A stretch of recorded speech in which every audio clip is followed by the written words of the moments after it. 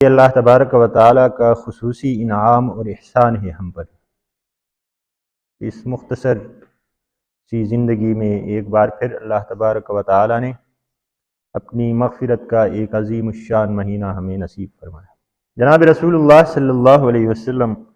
فرماتے ہیں کہ رمضان المبارک میں اللہ تبارک و تعالیٰ چند انعام عطا کیا ہے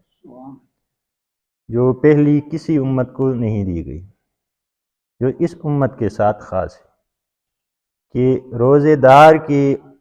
منہ سے جو بو آتی ہے، اللہ کے رسول صلی اللہ علیہ وسلم فرماتے ہیں کہ یہ رب العالمین کے نزدیک مشک کے خوشبو سے بھی پسندیدہ ہے۔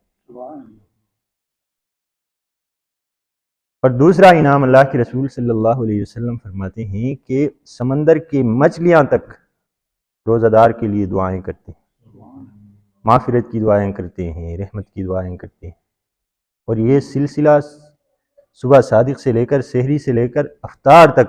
برابر کرتے رہتے ہیں۔ یہ دوسرا انعام ہے جو اس امت کو خصوصی طور پر اللہ رب العالمین نے دیا۔ اور تیسرا انعام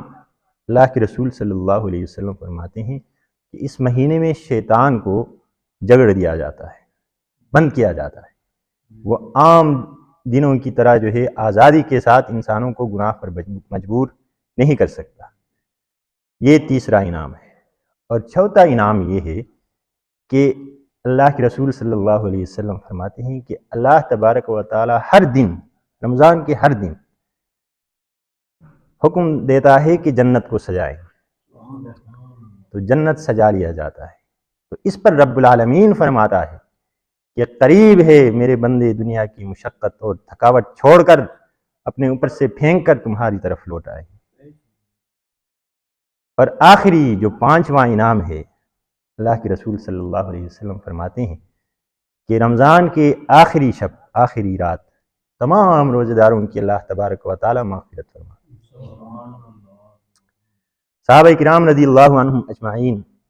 پوچھتے ہیں، سوال کرتے ہیں، اللہ کے رسول صلی اللہ علیہ وسلم کیا یہ رات شب قدر کی رات ہے؟ تو اللہ کے رسول صلی اللہ علیہ وسلم فرماتے ہیں کہ یہ شب قدر کی رات نہیں ہے، بلکہ اصول یہ ہے کہ جب مزدور اپنا کام مکمل کرتا ہے تو اس وقت اس کو اجرت دی جاتی ہے، اس کو مزدوری دی جاتی ہے۔ روزے کا جو اجر ہے، جو ثواب ہے، اس سے کہیں بڑھ کر ہے۔ صرف یہ نہیں ہے کہ اللہ تبارک و تعالی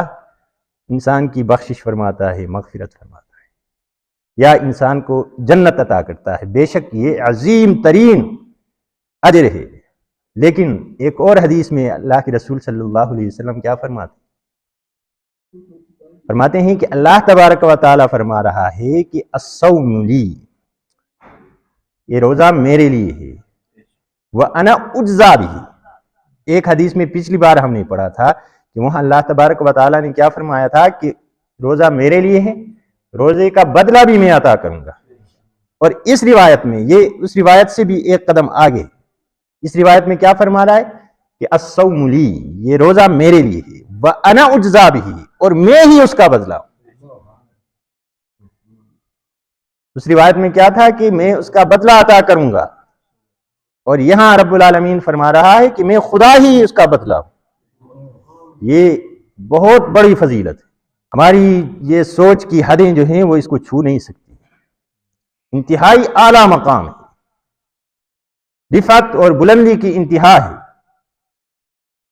تو یہ اللہ تبارک و تعالیٰ کی سراسر مہربانی ہے، ہم پر احسان ہے۔ اس احسان کو اللہ تبارک و تعالیٰ کی اس عظیم الشان نعمت کو سمجھنے کی ضرورت ہے، تاکہ ہم اس کی ناشکری سے بچیں، ناقدری سے بچیں، اور پورے اہتمام کے ساتھ رمضان المبارک کے روزے رکھیں،